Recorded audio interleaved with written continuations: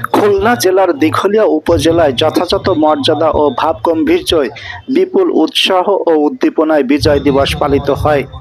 বিজয় দিবসের আলোচনা সভায় সভাপতিত্ব করেন দিঘলিয়া উপজেলা নির্বাহী অফিসার আরিফুল ইসলাম। তিনি বলেন, আজ 16 ডিসেম্বর মহান বিজয় দিবস। আমরা স্বাধীনতার শৃঙ্খল থেকে মুক্ত হয়ে স্বাধীন জাতি হিসেবে পরিচিতি লাভ করি। এটি আমাদের মুক্তিযোদ্ধাদের বীরত্ব, ত্যাগ এবং অদম্য সাহসের ফসল। যাদের রক্তে লেখা হয়েছে এই দিনটির ইতিহাস, তাদেরকে শ্রদ্ধা ভরে স্মরণ করি। আজ আমাদের দেশের রাজনৈতিক প্রেক্ষাপট নতুন রূপ নিচ্ছে। আমরা চাই এই পরিবর্তন জাতির উন্নতি, ন্যায় বিচার এবং গণতান্ত্রিক প্রতিষ্ঠার অধিকার পথে প্রতিষ্ঠার সাফল্য এনে দেবে। পরবর্তীতে এই সম্ভাবনার দিনে আবারও আমাদেরকে বৈষম্যহীন এক নতুন বাংলাদেশ গড়ার প্রতিজ্ঞা করতে হবে। তিনি আগামী প্রজন্মের কাছে মুক্তিযুদ্ধের ইতিহাস ও স্বাধীনতা সম্পর্কে প্রকৃত ইতিহাস তুলে ধরতে সকলের প্রতি আহ্বান জানান। দিঘলিয়া বিজয় দিবস উদযাপন উপলক্ষে প্রত্যাশু 31 বার তোপধ্বনির মধ্য দিয়ে মহান বিজয় দিবসের কর্মসূচি শুরু হয়। সূর্যোদয়ের সাথে সাথে সকল সরকারি, আধা সরকারি, স্বায়ত্তশাসিত ও বেসরকারি ভবনে জাতীয় পতাকা উত্তোলনের মধ্য দিয়ে 71-এর শহীদদের স্মরণে উপজেলা প্রশাসন, পুলিশ, মুক্তিযোদ্ধা, উপজেলা বিএনপি, দিঘলিয়া প্রেস ক্লাব, সামাজিক প্রতিষ্ঠান, বিভিন্ন শিক্ষা প্রতিষ্ঠান শহীদ বেদিতে পুষ্পস্তবক অর্পণ করেন। এরপর উপজেলার দেয়ালস্থ গণকবরস্থানে স্মৃতির স্তম্ভে পুষ্পস্তবক অর্পণ শেষে বীর মুক্তিযোদ্ধা এবং শহীদ মুক্তিযোদ্ধা পরিবারের সদস্যদের সংবর্ধনা প্রদান করেন। দিনব্যাপী বিজয় মেলার উদ্বোধন ঘোষণা এছাড়া জাতির শান্তি, সমৃদ্ধি, দেশের উন্নয়ন ও অগ্রগতি এবং শহীদ মুক্তিযোদ্ধাদের বিদেহী আত্মার মাগফিরাত কামনায় সকল মসজিদ, মন্দির, গির্জা ও উপাসনালয় বিশেষ দোয়া এবং মহান বিজয় দিবসের তাৎপর্য শীর্ষ আলোচনা সভা অনুষ্ঠিত হয়। তিনি সাংবাদিকদের বিভিন্ন প্রশ্নের জবাবে বলেন, চেষ্টা করেছি বিজয় দিবস, মহান বিজয় দিবস 2024 আয়োজন উপলক্ষে দিঘলিয়া উপজেলার যেটা স্থানীয়ভাবে উৎপাদিত পণ্য, চারু কারু শিল্পের সমাহার, যেটা মানুষ যাতে জানতে পারে, দেখতে পারে এবং তার ইতিহাস ঐতিহ্যকে ধারণ করতে পারে। এজন্য আমরা এবার একেবারে পলিথিন বর্জন করে, পিভিসি বর্জন করে একেবারে পরিবেশ বান্ধব ভাবে আমরা একটা নতুনত্ব আনার চেষ্টা করেছি। এই আয়োজনে আমাদের সাথে আমাদের উপজেলা প্রশাসন, তারপর হচ্ছে দিঘলিয়া থানা যারা আছে, সার্বিকভাবে স্থানীয় জনপ্রতিনিধি সহ সবাই অনেক আমাদেরকে বুদ্ধি পরামর্শ দিয়ে সাহায্য সহযোগিতা করেছেন।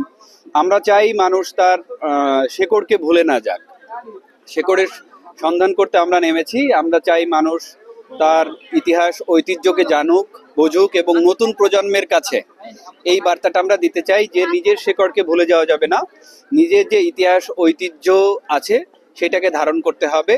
এই মহান বিজয় দিবসে আমরা চাই, আমরা নতুন প্রজন্মের কাছে একটা বার্তাই দিতে চাই যে নিজের ইতিহাসকে ধরে রাখতে হবে, নিজের ঐতিহ্যকে ধরে রেখে দেশ সেবায় সবাইকে আত্মনিয়োগ করতে হবে। আমরা বিভিন্ন জায়গাতে যে পরিবর্তনগুলো দেখছি এগুলো আমরা পজিটিভলি দেখছি। সব জায়গায় আমরা চাচ্ছি যে প্রত্যেকটা সরকারি কাজে সমস্ত জায়গায় যাতে ছাত্র প্রতিনিধি আছেন, জনপ্রতিনিধি যারা আছেন, সবাইকে নিয়ে আসলে আমরা একসাথে কাজ করতে চাচ্ছি। তো আশা করা যায় সামনের বাংলাদেশ আরো সমৃদ্ধ হবে।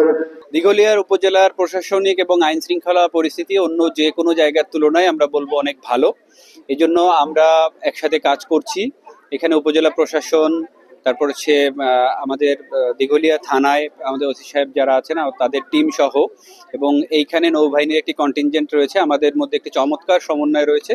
চমৎকার সমন্বয়ের মাধ্যমে আমরা কাজ করছি যাতে দিঘলিয়া উপজেলায় আইন শৃঙ্খলা পরিস্থিতি স্বাভাবিক থাকে এবং একটি সুস্থ সুন্দর দিঘলিয়া তৈরিতে আমরা আপ্রাণ চেষ্টা করছি।